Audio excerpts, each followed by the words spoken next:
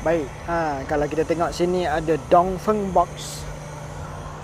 Kereta compact, kereta EV compact lah. Dan kalau tengok sebelah ni pun TQ Wuling Bingo EV. Itu pun kereta compact juga, tapi rasa itu lagi kecil daripada ini. Ini macam besar sikit je. Ini kalau tengok dia punya, kita buat orang review sikit. Kalau tengok dia punya pusing-pusing, inilah dia punya inilah. Ini dia punya handle ni. Jadi pop up begitu. Sekarang memang macam itulah. Okey. Jadi ini dia punya bahagian depan, DRL, light bar dia semua memanjang macam itulah. Dan headlamp juga semua.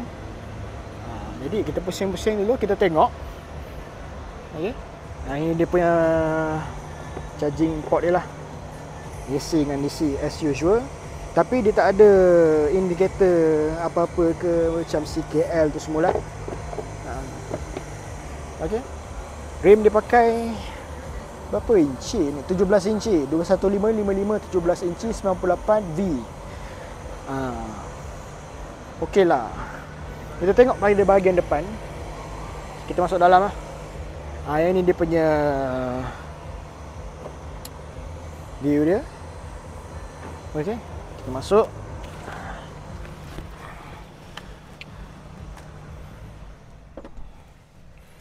Pintu frameless Pintu frameless. Yang ni dia punya dalam dia lah. View dashboard dia. Yang ni semua kulit soft touch leather ni.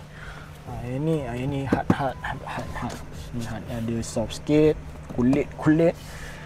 Ni steering petak lah orang panggil kan.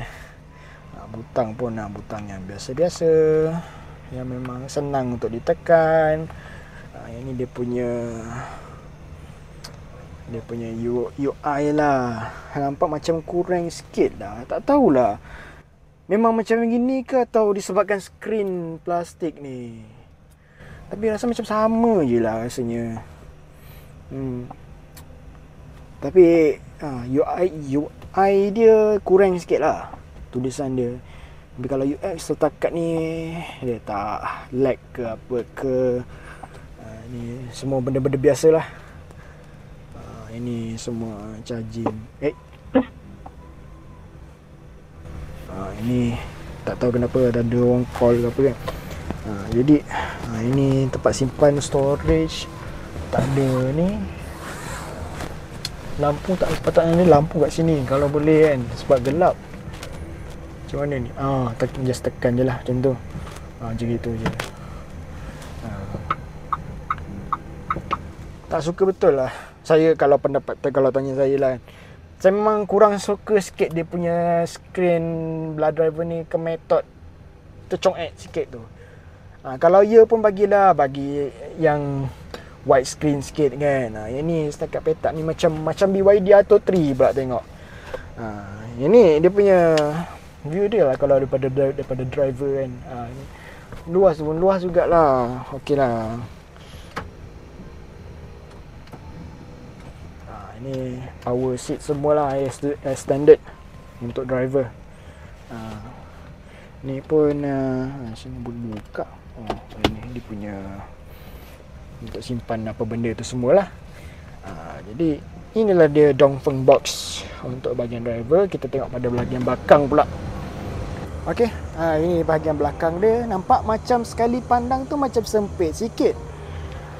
Kita masuk dulu. Kita tak tahu lagi macam mana kan. Jadi ini kosong, tak ada benda. Aircon pun tak ada. Jadi dia mengharapkan aircon daripada depan tarik ke belakang lah. Harga dia pun agak murmur juga. Frameless door. Ada ambient light yang tak berapa ni. Ambient light sangat lah. Dia dekat handle pintu ni. Yang ni bagus lah untuk assist nak meraba ni kan. Ini dia punya tingkap tak turun habis. Full automatic, naik dan turun. Tekan sekali je. Jadi inilah dia. Tak nampak lah. Luas tu okey lah, average memandangkan dia kereta compact kan. Nak lunjuk kaki pun tak ada masalah sangat. Ini kalau dia punya ni lah. Okey. No problem. Ni kita tengok belakang pula. Okey, kita tengok di bahagian belakang dia.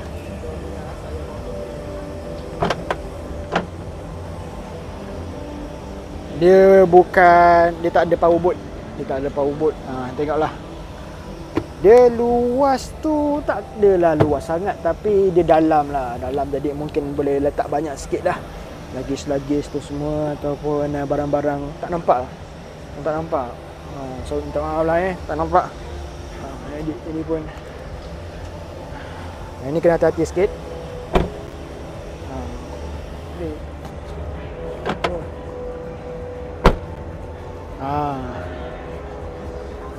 Ini pun tak ada wiper tu kan, dia nampak clean lah.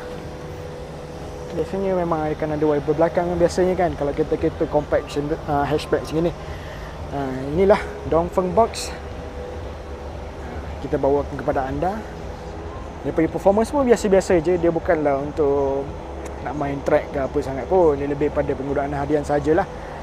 Jangan lupa untuk bantu saya dengan like, komen, share dan subscribe. Kita akan jumpa lagi pada video akan datang. Kalau anda nak membantu untuk sumbangkan Super Thanks, boleh sumbangkan di bawah video. Assalamualaikum, bye bye.